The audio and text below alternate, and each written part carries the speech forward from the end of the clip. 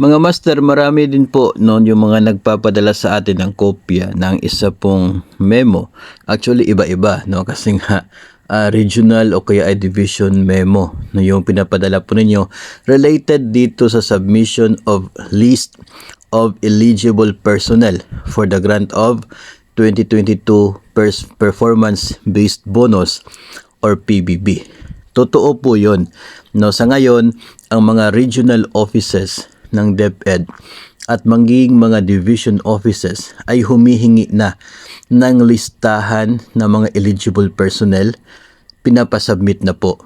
Kinakailangan ito na makonsolidate per division office. Pagkatapos po niyan ay magko-consolidate din po yan doon sa mga regional offices. Then isasubmit po yan doon sa central office for validation ng mga eligible personnel, at doon na po, no, ito po ay part ng process para mabigyan ng allocation or ito pong pondo para sa PBB 2022 ang mga opisina ng Department of Education. Dito ngayon mga master magagamit yung na i-post before, no, na gumagawa na daw ng listahan ng mga eligible personnel. Dito ngayon kinakailangan yung mga ginawa before na i-process, na i-review na eligibility ng individual personnel ng iba't ibang division offices para sa PBB 2022. Kaya kayo po, kung ikaw ay nag-transfer, no, just make sure, no, kung pwede po makontak ninyo yung HR ninyo doon sa pinanggalingan o kaya ay sa ngayon, no, just to be sure kung naikasali ba kayo sa listahan nila.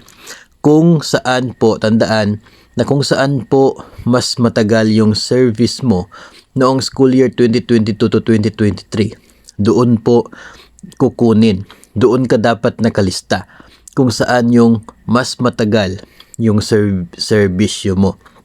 Pero kung pantay po, pareho lamang yung actual service mo bago ka na transfer, doon sa bagong station, doon ka dapat nakalista. No, yun po yung guidelines pagdating po dyan. So, legit po yun. Huwag po kayong masyadong mataranta kung nagtatanong kung legit ba o ganito daw po yung status sa kanila. Actually, nationwide, ganun po yung nangyayari sa Department of Education. Kasi galing mismo sa central office, no, yung memo dyan na hinihingi na yung listahan. Kaya nagkaroon din ng memo yung regional office at yung mga division offices. So yung mga in charge, no, sa PBB, sa iba't ibang mga paaralan, district offices or anumang dyan, opisina, sila po ngayon ay nagsasubmit na ng mga listahan. So yun po ang nangyayari ngayon. Yun po yung current status ng PBB 2022 ng mga teachers, mga school-based personnel ng Department of Education. So malapit na ba ito o matagal pa? Depende pa rin, no? Depende. Kasi based po sa history, nagkakaroon po kasi ng mga lapses doon po sa mga submissions before, no? Yung mga nangyayari before. Hopefully ngayon ay wala na. Kasi kung magkakaroon po ng mga lapses sa mga data, ay mas nakakapagpatagal po yun. Kasi ibabalik yan. Pabalik doon sa opisina kung saan nanggaling yung mga kakulangan o kaya pagkakamali sa data. So hopefully ay wala nang mga ganun para mas mapabilis. Basta tandaan po, after nyan makonsolidate ay isasubmit po yun at i-validate po yan, no, ng PBB Secretariat at ng DBM.